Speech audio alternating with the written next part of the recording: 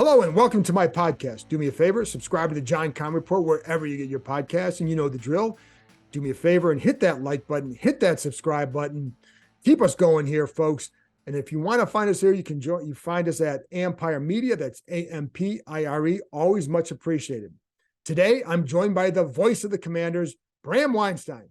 We get into a lot of topics that are pivotal to the Commanders offseason, starting with what do you do with Daron Payne? Do you tag him? Can you sign him to a deal? If you tag him, should you consider trading him? If so, why? We get into that. We talk about the other free agents, Cam Curl. How much do you pay him? And what is his value here compared to maybe how it would be viewed outside of Washington, considering all that he does for the Commanders? Cole Holcomb, what do you do there? So we get into all that. Then we also talk about the roster, Sam Howell. Can this team take that jump from 8 wins to 10 wins or 11? If so, what will it take? And then we also close out by, I asked Bram about someone who grew up rooting for the Washington Redskins in the 1980s.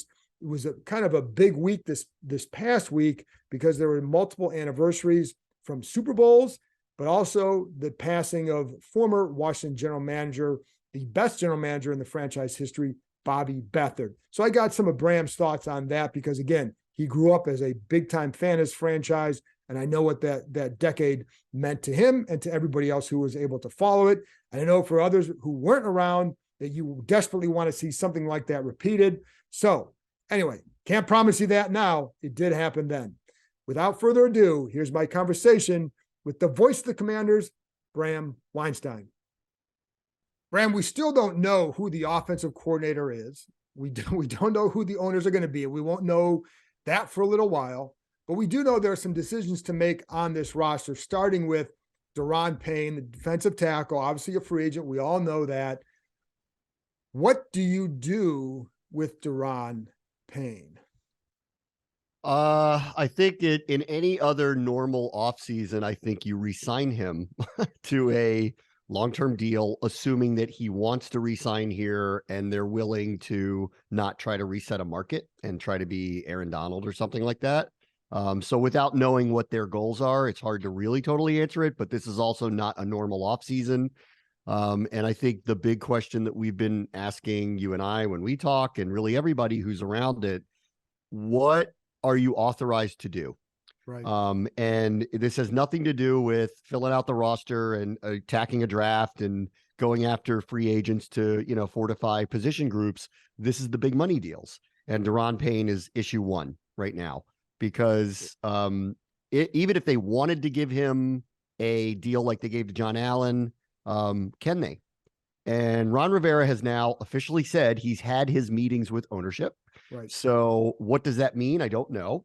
All that he said that I heard publicly when he spoke to Julie Donaldson a week ago was they're comfortable with what we want to do, but we don't know what that means. And Rivera is typically pretty cryptic about what he wants to do. So I expect Daron Payne to get tagged and then a decision will be made. That's what I expect to happen here.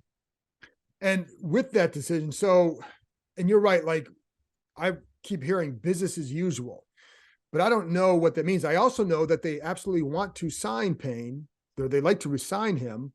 But again, then it's about the numbers. And I know at one point they were reluctant to give him a John Allen deal, but inflation always takes that number up. And his play has taken that number up as well. Yeah. But if you tag him, like, do you try to trade him? Do you just assume he'll play on that and try him again next year? What do you do? So again, and you'll know more than I will because I don't talk to their agents. But is he willing to play on a tag if push came to shove? Good question. I don't know. It's not sure. So I don't know. So if he is, then I don't think he'll get moved unless they get surprised with an offer for him. But if he isn't, because if I'm just trying to think through how's this going to go, and do they have the authority and the financing backing of current ownership to go give him the type of deal that would settle this and sign him? And my gut, without knowing for sure, says no right now. Doesn't mean it won't change in the spring whenever ownership is settled, whether it's current ownership or future ownership, that can't be settled. But that may force them into the summer. And into the summer, if they can't get a deal done, is he willing to play on the tag? So I think they kind of need to know the answer to that question, because if he's not, and then they're not timed up right to even give him what he wants, then I think they have to survey the market. But I do think it is their goal to sign him long-term. Yeah. It's just the timing of all this is so tricky. And then what you don't want to have happen is they end up in the summer post the draft and they've got a holdout situation or a problem. So I think they're going to have to, that's all going to have to be, I think, at least talked through now, before they get around to these times. Like John Allen wasn't a free agent when they talked to him. Terry McLaurin was not a free agent when they talked to him. Daron Payne is. Like this could become a stalemate, and not because they don't want him, but because of circumstances. Right. And I think that's a big key, because here's the other part of it too. If you put him on the tag and he's willing to play on the tag, well, if you're Dan Snyder, like, you don't care, because none of that money's coming out of your pocket unless you somehow still own the team at that point. There's no upfront money with the tag. It's also it's pay as you go. Right. This is like it doesn't matter who the owner is. You can go to the salary cap barrier. And if he fits under the salary cap, then this is what we're talking about, is the escrow payment that goes into a bank, for $60 million. Like, that's the part we don't know, whether this team is going to do that on the behest of future ownership. Right. And then the key date, like you said, if he is or it isn't, let's say he's like, well, let's see what the new owners want to do. And then you have a July 15th deadline during the summer for anybody who plays on the tag. What do you think his market value? And this is something I'm kind of gathering over the next month or so, what his market value would be as far as a trade goes. Prior to this, it was a 3rd round pick. Now, some teams, my understanding is, they probably go to a 2nd round pick, but this is before the trade deadline in the fall, if they knew they could sign him to a long-term deal. Otherwise, it's a 3rd round pick. Do you think he'd have more value than that? Or do you think they'd be trading him at a high point given his production this year? If someone actually offered him a low-end 1st round pick, I actually think Washington has to seriously consider taking it, regardless of whether they want to re-sign him or not. So I would think that 2nd round pick is what gets their ears perked. And so I think that's the starting point of the conversation, because if he does leave via free agency, it won't be this year, but next year, that's what you're looking at in a compensatory pick for him. So why in the world would they trade him for a 3rd round pick now, when they could force him to play on the roster on the franchise tag, but they will lose him? The object is you have to get something, of value to actually make this move. And then there's, the other part of this, which is all along we've known it's going to be very difficult to pay all 4 of these defensive linemen when the time has come. One's already been settled. Payne always felt like the odd man out, because you figure Sweat or Young. Well, if they're going to re-sign Payne and they go, let's build from the inside out, well, that means next year's an enormous year for Sweat and Young. And so one or the other is, likely going to be voted off the island, so it's going to be, this is really tricky. I mean, they've hit this point where they have to make this decision. Daron has earned this contract. I don't want to give off any impression that he hasn't. He really has. That said, the idea that he will replicate double-digit sacks as an interior defensive lineman is a little fool's goldie. And the idea of selling high is not really off the table, in my opinion. But what you think is that the core of your defense, being what was a top 5 defense a year ago and moving forward, is the play of the interior defensive line, then I don't know how you don't re-sign him or figure it out. Just the problem is, can they actually do that in the here and now? Is he willing to be understanding about that? Is he willing to trust them that when ownership is clarified, they will address it? Like, that's something that he and his agent need to figure out and deal with. But to answer your question, I would think a 2nd round pick is very possible for him. And I would think if someone actually offered a low 1st round pick, which would surprise me because you have to pay him at the same time, if that was on the table, I think it'd be hard pressed for this front office not to accept it. Yeah, the 2nd round pick, I think right now, that would be a bare minimum for what I would want. And maybe if it's depending on where it is in the second round, you may want a second pick along with that. Yeah. Just because of how good he is. And if you think he's still ascending, because I don't think it's not like he was a lazy guy in the past who suddenly had this great offseason and suddenly parlayed it into this. I think he's been a very good player who had a great year.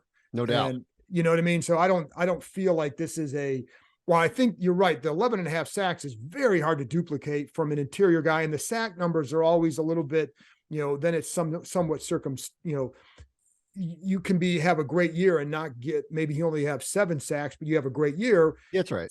Sacks are they're hard to always come by and they're hard to quantify. I mean, shoot, I remember when Richie Owens, this is a name from the past. Remember him way back in the day? I think he had one year was like 11 or 13 sacks, but that's about all he did. So sack numbers can be skewed, but the interior success that he's had, Payne, has been very real, and I don't think that's going to change. The tackles for losses and sacks at that position are very telling. I mean, he was great, outstanding season. He was fantastic. Yes, he was. Yeah, and there's no doubt about that. So then the other part of that too is because then it's like, well, can you pay all this entire group to stay together? And if you're paying him, do you then go to the draft and say, you know what, you better take a defensive end somewhere high, just in case, like maybe this guy, you need him to replace a Montez or a Chase Young down the road. I mean, the interesting part of them, if they were to pay him, and I again, I want to reiterate, I think they do. It's just, I think there are some circumstances here that are holding up this process a little bit. And until we get some public clarity about what that is, it may continue to. But if they do pay him and they have John Allen, paid next year, for Sweat and Young, they'll be both under the microscope in a big way. Like Chase Young is going to have to look like the number 2 overall pick again. Hopefully his knee will allow him to do that. And then Montez Sweat will be going into the final year of his contract, and it will feel like that they will have to make a choice about who are they going to retain, and probably that choice will be made. And then there's a third player here that needs to be dealt with right now, and that's Cam Curl. They're going to have to deal with him too. So we're talking about a lot of money to keep this group together, at least what they agree are the pivotal points of it. If it's up to them, they wouldn't lose anybody, but welcome to a cap era where you have to make very hard choices, and they're hitting them over the next 2 off seasons. And with Cam, because, he does a lot for them. He's a terrific player. Doesn't make big plays in terms of interceptions, forced fumbles, and all that. How do you view him? And, if that price tag is that 15 to 16 range, are you comfortable with that? Oh boy. So, and some of that's going to depend on the cap. Cause like I throw out these numbers, but the cap is going up. Okay. Like it is so abundantly clear to me that when he plays or doesn't play, there's a big difference in how they play collectively. And there's just no argument about it. So, do the numbers tell the story of how important he is to them? Probably not. Here's the better question with that. If he were a free agent, would he get that on an open market? Would people look at him like Derwin James or Jamal Adams? Would they look at him that way? And this is no offense to Cam Curl, I don't think they would. Yeah. So, is he going to get a enormous raise from where he is? Yeah. And I think to tie him up, they're going to have to do that. But he does not scream to me somebody who resets the safety market. No. And, maybe some of that is just national profile. And maybe some of that is, to your point, he's not blowing games up, but I will, sit here and raise the flag for this guy is critical to what they've been 1,000% agree.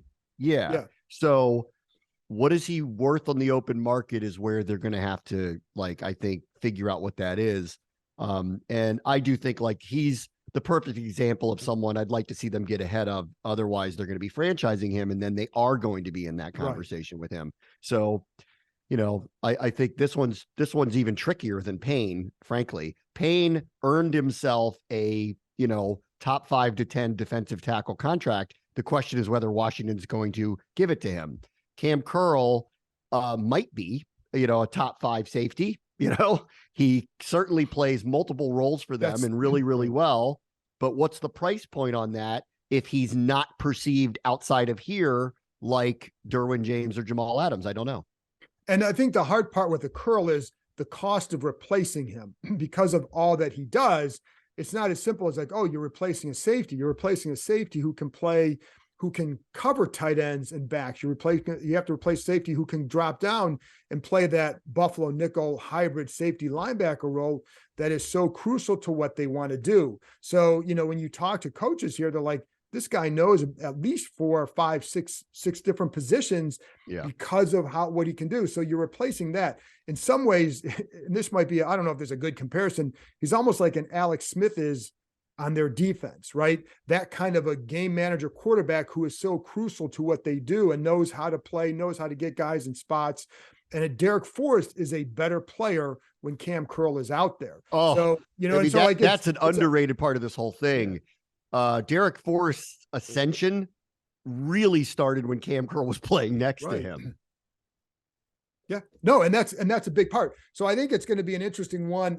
Obviously they're going to want to keep him because they know the importance to him. And Ron Rivera knows it to the point where he's going to tell people in the media, don't praise him because then it jacks up his price. Well, guess what? His agents already know this. They already know, they don't want to sit there and outwardly heap a ton of praise on him, even though they did during the year.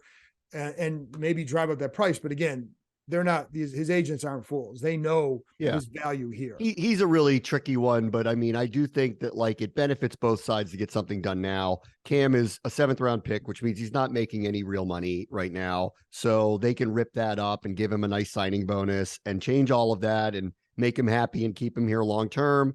But I think he is going to have to be, in my opinion, I think he would have to be a little bit flexible about what tier he's going to reach salary wise, because it would be my guess that on the open market, while he will probably make a really good salary, I don't think people will perceive him as Derwin James. So, and I think it's going to be, I just don't see a team showing up and saying, let's reset the safety market with him. Right. And so again, as long as he's going to have a reasonable expectation about it, then I think a deal can be had for sure. Right. And I think, again, the reason why they wouldn't go there is because you're going to want teams are going to pay for the big plays, the interceptions, the fumble recoveries, and all that. And I think his value here comes in doing so many different things. And then it's like, how does a team perceive him? How they're going to use him? And this team uses him all over the place. Yeah. So in some ways, the value may be just like some other play. His value might be greater here than it might be somewhere else because of how they use him. And I think that there's 2 spots on the defense that I think would supercharge it and make it not just a stout defense, but a game-changing defense. If they had a playmaking corner, right. Because in Cam Curl's case, I'm not expecting him to have 10 interceptions or 10 forced fumbles or all that stuff. But here's what I know when he's in there: bad things don't happen when he's in there, which means he's the fort's held down here. And there's an extraordinary value to that. But if this team could find not just a good corner, but a playmaking corner, someone who actually scares the offense a little bit to throw it his way, could change games a little bit, a lot of passes defense, a couple picks here and there. I think that would be a big upgrade. And, one more linebacker, maybe a playmaking style linebacker. They have such a good offensive line. And maybe Davis becomes this. Defensive line. They have such a good defensive line that it should be field day for somebody who's playing middle linebacker for this team. So hopefully they'll find the right young person to go in there, whether it's Cole Holcomb or someone else. But I do think the next level thing for them is, whether it's through the draft or free agency, a playmaking corner, I think would be a big, big, big difference for them. Yeah. And they definitely need that. Would you, because Holcomb's a free agent too. What do you do? Okay, so I want to know what his price is. I know he's really well liked. I'm not paying him like Foye Oluokun last year. No. That's not happening. No. So I think it's going to come down to price, and him being hurt for half the season certainly isn't going to help him on the open market. So let's see what the price is. 2 seasons where he's had injuries like that. I would want to, if the price is right, I'd want to bring him back and fortify the position at the same time and feel pretty good about that. Yeah. If the price isn't right, then I think you're going to look elsewhere. But they've got, they need 3 new bodies in that position group. Yes. It's not one. They need, that's the thinnest spot on the team. Yeah, no, I agree. And I think with Holcomb, I don't think his market value is going to be all that high just because he is coming off an injury. It's been a couple of injuries now. So I think they can get him at a reduced, probably. And I'm going to have Joel Corey on here soon to talk about values for guys and all that. But I would think you can get him at a better price. But I'm like you absolutely have to keep looking for young guys there who can ascend to becoming a playmakers. Because, it's funny because you look around the NFL and you get a lot of times these guys, these star linebackers in free agency coming out. Well, they were 5th and 6th round picks, but they're playing behind really good fronts. If you have a really good front, those linebackers should be able to play off that. Not, I mean, the difference between this defense and San Francisco's to me is like the play of those linebackers is terrific out there. I think you need to listen, when you get Fred Warner, right. And he's a different guy. Yes, he's different. But I agree with you. Like, and this goes back to how do you perceive roster building in a cap era? What do you put money into? And for me, it's offensive and defensive line. Right. A really good playmaking player in the back end. That is Cam Curl to some degree, a really good playmaking corner. And then obviously a quarterback. If you have a special quarterback, that's where I look, where you put you're forced to at receiver now, but like, that's where I think you put money. That's how I look at it. So I don't think they have to overspend to go get a linebacker in here. I think they need to find the right linebacker that's playing behind what is the strength of their team, at times dominating defensive line. It should be a field day for a player like that back there. Absolutely. The other thing is, going back to the Cam Curl stuff, the playmaker safety who's made more plays is Derek Forrest. But yes, I think he's become more of a playmaker.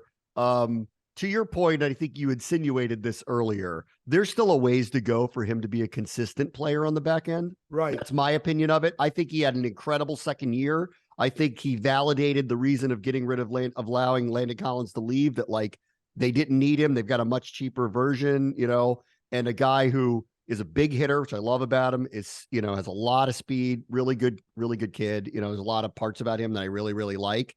That said, like, it is clear as day there's a ways to go for him. Sure. And Cam Curl needed to be back there quarterbacking the whole thing. Otherwise, mistakes were happening. Right. So he's better when Curl's playing. Right. Sure. And I think some of those plays he makes are helped because he's in better position because of the presence of Cam Curl. So there you go. How close do you think this team is to getting to that double-digit win total? And can Sam Howell be a guy that helps him get there? I don't know. I mean, like, I just haven't seen enough of them to really know and render a judgment either way. They seem committed to finding out. So it sounds like this is really what they're going to go with this spring, that it will be Hal and a veteran, whether it's Taylor Heineke or someone else, but of that price point. So Hal's going to get really every opportunity to be the number one starting quarterback, with a, I guess, exception of, if for some reason Lamar Jackson is actually available. I can't imagine, that they wouldn't at least have a conversation about something like that. Or if Justin Fields is really available, I don't know how you don't really have a conversation about something like that. But short of those things, they clearly are not interested in going the route of paying $35 million for Derek Carr, $30 million for Jimmy Garoppolo again. They're not going to do that. So he's going to get every opportunity to do it. To me, the first and foremost, most important thing that they need to do, regardless of their quarterback, is fix their offensive line, and they need to invest in it big time. And that's draft and free agency. Yeah. They've got to get younger. They've got to be willing to spend some money on it, and they've got to get some higher level talent out there, and more reliable, hopefully more reliable talent, because age and injury really caught up with them this year. And that to me is going to be the most important part of free agency in the draft, in my opinion. I don't think they can fix everything. Like, I think they could use a playmaking corner. I would make a case that could be a first-round pick. I think they need a tackle very badly. I can make a case that's a first-round pick. Correct. They clearly need to address the linebacking core with 2 or 3 players, and the offensive line. Are they going to do all of this in one offseason? I highly doubt it, right? Like, it seems like there's a lot to get to. But to me, because of the skill position people that they have, if they don't invest in the offensive line, they're doing a disservice to Sam Howell coming out of the gate. So to me, paramount issue 1, deal with Payne and Curl and Holcomb to some degree. And then issue number 2, what is your plan at offensive line? Are you drafting a tackle? Are you going to sign guards on the open market? Like, are you drafting a lot of offensive linemen in the draft? How are you viewing it? What position does Sam Cosmi play? How are you addressing center? I think this is the unit that needs to be fixed this offseason. Yeah.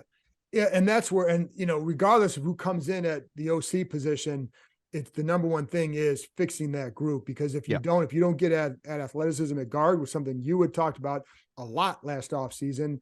And if you don't add that, then you're going to be in trouble regardless of who's at quarterback. I do think, it's funny because with Howell, I know they kind of view him as a better version of Taylor Heineke. So like the thought there is, well, if they can win 8 games or so with Heineke, if you have a better version of him, can you win 10 or maybe 11? Maybe. But again, a lot of it, so much of it depends on the line. John, like they had a top 5 defense with so many, like with a weak linebacking core, and then lost their middle linebacker and had no real replacement for him.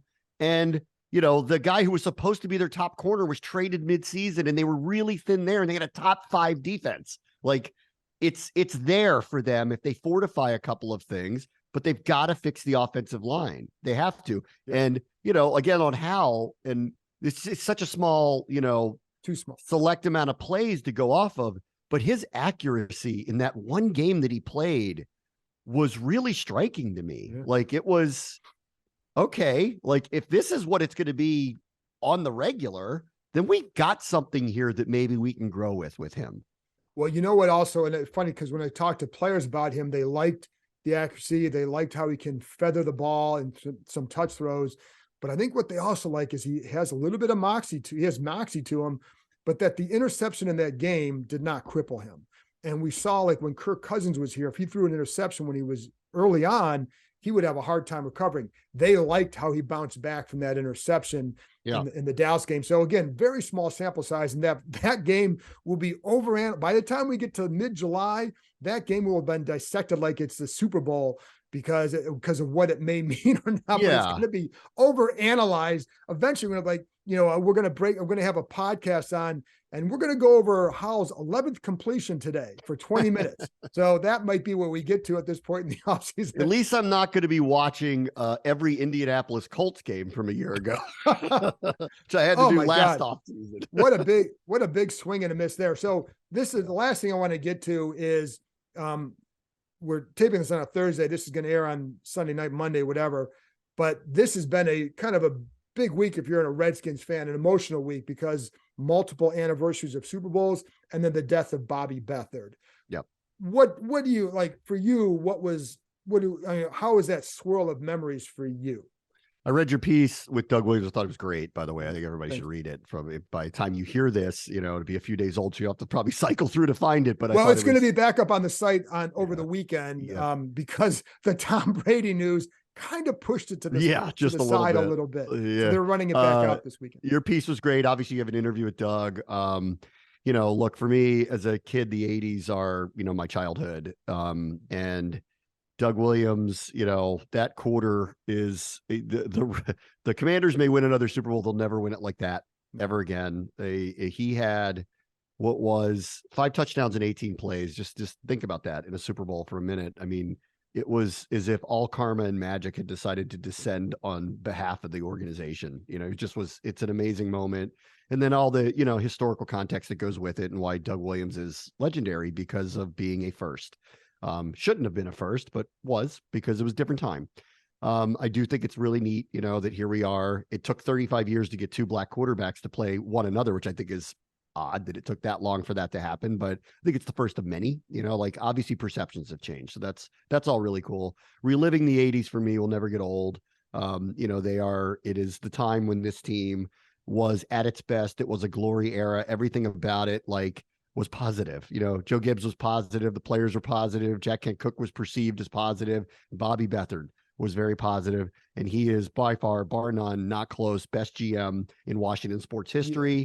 Go look at his 1981 draft where he selected, and I thought this was really funny when I saw this. His first 2 picks are Mark May and Russ Grimm. In the Twitter era, how do you think fans would have reacted to 2 interior offensive linemen being your first 2 picks of the draft? What are they doing?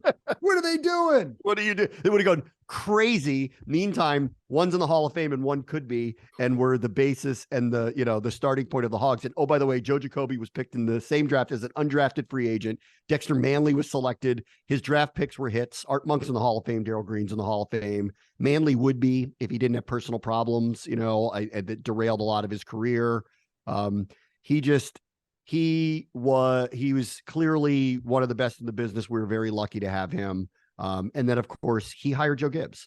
So, he hired the greatest coach in Washington sports history. So, it's sad to see him go. I know he's been in very bad failing health for a long time. So, there might be some level of relief for the family.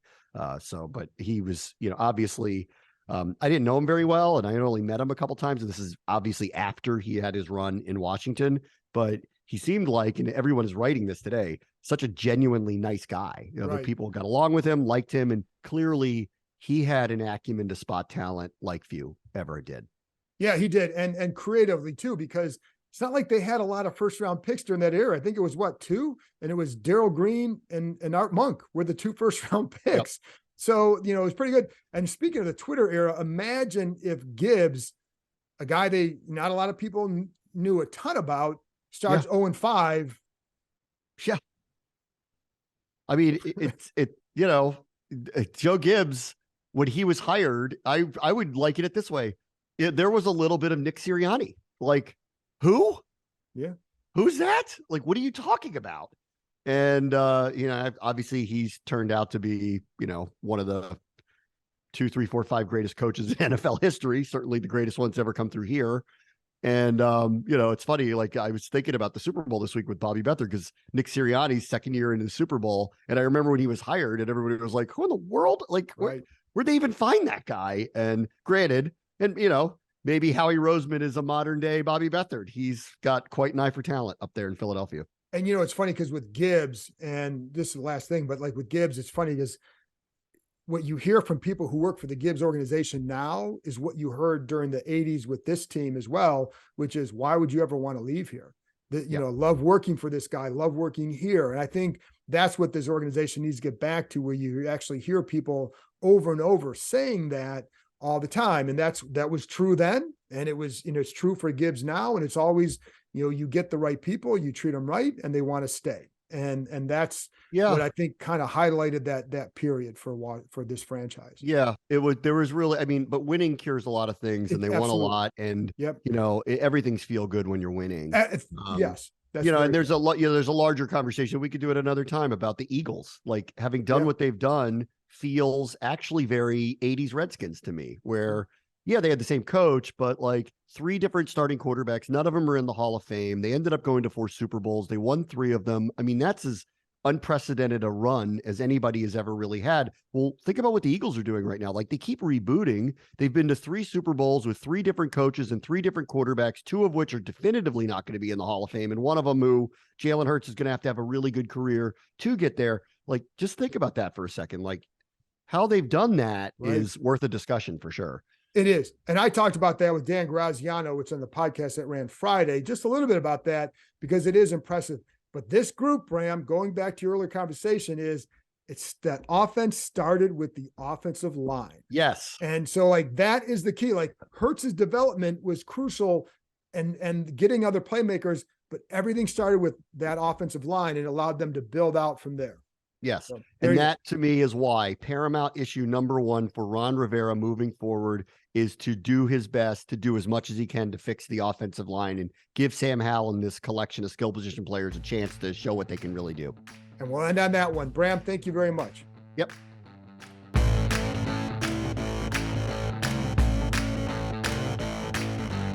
That's it for this episode. Thanks to Bram for joining me, and thank you, as always, for listening. I'll be back with another episode on Wednesday. I'll talk to you next time.